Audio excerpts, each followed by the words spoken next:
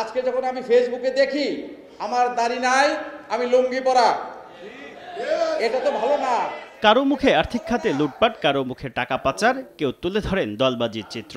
মঙ্গলবার বিকেলে রাজধানীর একটি হোটেলে দেশের চলমান পরিস্থিতিতে ব্যবসা বাণিজ্যের অবস্থা এবং করণীয় নিয়ে আয়োজিত সংবাদ সম্মেলনে ক্ষোভে ফেটে পড়েন দেশের শীর্ষ ব্যবসায়ীরা।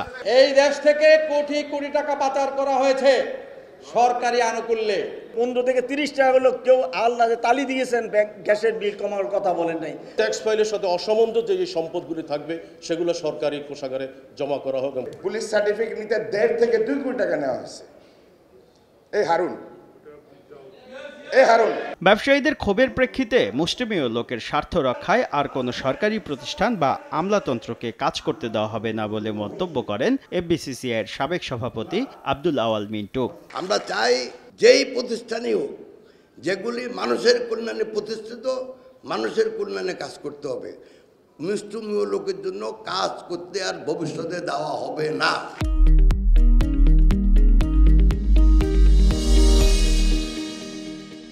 চলমান পরিস্থিতিতে তৈরি পোশাক খাতের বিদেশি ক্রেতারা সময়মতো পণ্য পাওয়া নিয়ে সংশয়ে রয়েছে বলে জানান একে আজাদ। ক্রেতাদের আস্থা ফেরাতে অন্তর্বর্তী সরকারকে উদ্যোগ নেওয়ার আহ্বান জানান এফবিসিসিআইয়ের সাবেক এই সভাপতি। ডক্টর ইউনূস স্যারের সাথে দেখা করেন, তার কাছ থেকে একটা মেসেজ যাওয়া দরকার ন্যাশনাল এবং ইন্টারন্যাশনালি, যে আমরা দেশ সুষ্ঠু আছে, আমাদের পণ্য রপ্তানিতে অসুবিধা হবে না।